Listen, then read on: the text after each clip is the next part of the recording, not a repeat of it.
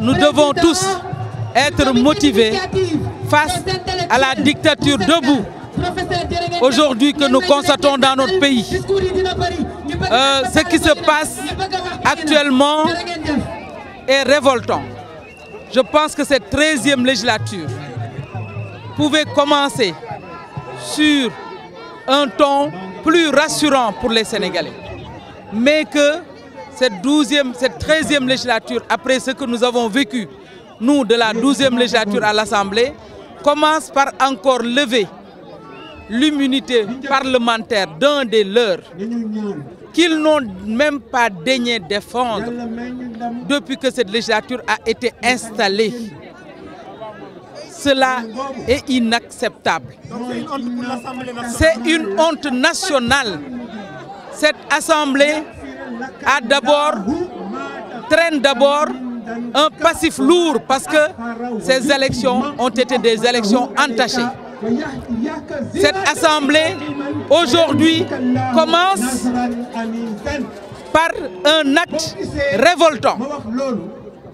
Et cela est inacceptable et le Sénégal ne le mérite pas. Moi, j'interpelle personnellement le président de l'Assemblée nationale. Je l'interpelle personnellement. Et je pense que c'est de son devoir aujourd'hui d'appeler à prendre de la hauteur et d'arrêter cette dictature qui ne passera pas dans ce pays. Un député élu, ayant son immunité depuis le 14 août, date de la déclaration des résultats, on le laisse en prison et aujourd'hui on veut enlever son immunité. Comment on peut emprisonner quelqu'un et après demander à enlever son immunité? Cela est inacceptable et c'est pour dénoncer cette dictature que nous sommes là. Le combat que nous devons mener, c'est d'être debout comme on le fait aujourd'hui. D'appeler le peuple à rester debout parce qu'on est dans un pays de non-droit où tout le monde peut être dans une situation pire que celle de Khalifa Sall. On est dans un pays de non-droit.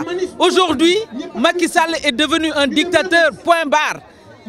On fait ce qu'il veut, on tord le cou au texte. Comment ils vont appeler Khalifa Sall devant la commission ad hoc? Comment ils vont l'appeler en plénière? Ils vont encore tordre le cou au texte. Mais cela ne passera pas. Nous appelons l'opposition à être debout pour faire face et que le Sénégal redevienne un pays de droit.